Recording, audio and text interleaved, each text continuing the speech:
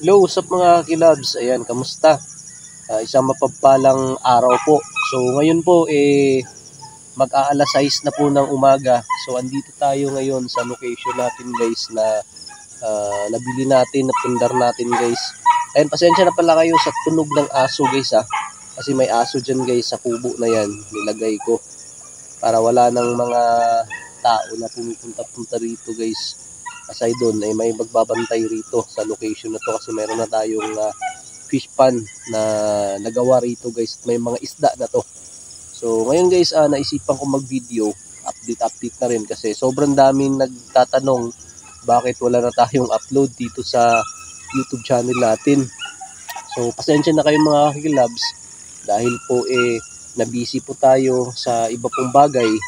At saka nagpapagaling pa rin po tayo dahil sobrang may iniinda tayo sa katawan natin ngayon guys. At siguro dahil na rin sa sobrang pagod ng mga nakaraang mga taon. So ngayon na natin na-feel. So okay guys, so yan lang muna yung update natin. So kwento-kwento lang tayo dito sa location na to. So naalala nyo guys kung itong location na to, kung naalala nyo guys na mayroon kayong nakita rito na isa pong aswang, mayroon tayong nakitang manananggal dito sa location na to, dun banda sa may sagingan. Ayan, sagingan kasi yan dyan guys yan, sagingan yan dyan sa dito sa bahay na to ay nakita tayo na aswang. Okay, so ngayon guys nandito na tayo na yung nagmamay-ari sa location na to at ipupundar natin to. So dito ako guys, siguro baka sa susunod dito tayo tagtatayo tayo ng bahay kubo dito na maganda, or hindi kaya etong bahay na yan guys i-renovate natin. At siguro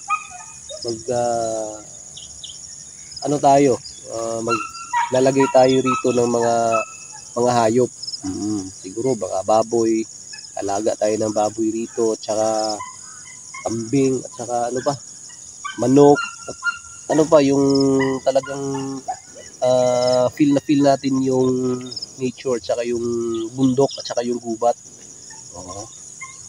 Susubukan natin guys na gawin yan. So for now guys, pasensya na kayo dahil wala pa tayong latest talaga na upload dito sa YouTube channel natin. Siguro ito yung latest guys, para lang din po kamustahin kayo at saka i-update kayo. Huwag kayong makalala guys, baka sa next time, baka susunod tuloy-tuloy na yung pag-upload natin, paggawa natin ng mga content na mga palabas na nag-i-enjoy kayo. At sana ay pag-upload natin ulit guys yung mga nakakilabot na exploration, andyan pa rin kayo nakasuporta dito po sa channel po natin sa Storyang Kilabot TV. Okay, so guys, ngayon ililibot ko lang muna kayo rito guys dahil yun nga, wala tayong latest na na exploration. So sana isuportahan nyo rin tong upload ko na ito mga kilabs. So ganda ng view dito yan, nakita nyo yung bundok, napapalibutan tayo ng bundok. Nakapalibot talaga yung bundok dito guys. Yan bundok din yan dyan diba? Bundok din yan dyan guys, nakapalibot yung bundok. Yan, may sagingan dito banda. Yan, manananggal dito natin yung nakita guys. Yan, bundok yan. Talagang bundok, nakapalibot yung bundok dito guys. Saka yung kubo guys. Kasi dito, update ko lang kayo, mga bago dyan. Itong location na to is abandoned na palayan ito. Yung first time na napuntahan natin ito, nakita ko na maganda yung location. Pwede tayo dito na magpundar. Mini farm kung tawagin natin ito kasi maliit lang naman to Siguro nasa mga 1,000 square meter. So yan flowing. So nilagyan natin ng flowing dito para hindi na tayo magmumroblema sa tubig. So yan, yung update ko lang kayo guys, yung bayad natin sa flowing na to, pagpapatayo natin ng flowing na to, nakakahalaga to ng 22,000 at na ano natin, na tawag yan, nahangyo ba? Na tumawad tayo, naging 20,000 yung flowing na to. Ayan, maganda to, malakas yung tubig, malinis. Yun, magagamit natin dito sa fish pa natin. Saka yung isa po na, ayan, dyan. Lipat natin yung fish pa natin dito. At saka dito banda guys, yung plano natin dito. Lagyan natin to ng mga bibe. Bibe. Siguro. Ayan. Pag pala rin tayo guys, maglalagay na tayo dito ng livestock guys. Agri livestock guys dito sa location na to. Pasensya na kayo sa aso ko guys, sa sobrang ingay talaga kasi ngayon lang ako nakabalik dito. Dinala ko ng pagkain. Yan yung kubo dito guys, oh. Kaya ako naalala nito. Diba? So, alas 6 na ngayon. At nandito tayo. Malapit na yung sumikat yung araw. Yan. Wala na yung mga dito. Wala na yung ano dito guys, yung mga gulay. Siguro baka kaliman din natin ng mga gulay-gulay ito rito. Para din pag pumunta tayo rito may maulam tayo. Aside sa mga isda na pwede natin makuha. Kaya mag-alala guys baka sakali na magugustuhan nyo itong vlog natin na ito. So dito tayo mag-vlog. Araw-arawin natin dito. Kung makikita natin na marami yung nakasuporta. Pero huwag kayo mag-alala guys kasi yung mga palabas natin sa ngayon hindi pa ako nakapag-upload, pero huwag kayo mag-alala dahil sa susunod kung may makita tayo na bagong location, may makapag-report sa atin na mayroong mga kakaibang kaganapan sa location, pupuntahan natin kaagad. Okay? So huwag kayo mag-alala dahil ready naman tayo anytime na mayroong tumawag sa atin na gusto nila i-explore yung location na yun. Okay, so guys, isa din po sa dahilan guys na medyo madalang na lang tayo makapag-upload sa channel po natin na ito, sa Story Kilabo TV. Dahil po guys, may iniinda po tayo ngayon na sa katawan natin. So, nung mga nakaraan guys, ina-atake ako ng anxiety.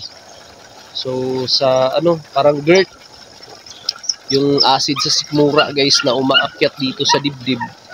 Tsaka nagpalpitate na magpapalpitate ka. Yun yung nararamdaman ko nung mga nakaraan. So dahil doon nagka-anxiety ako. Kaya hindi ako nakapag-explore sa mga location na kadalasan pinupuntahan natin.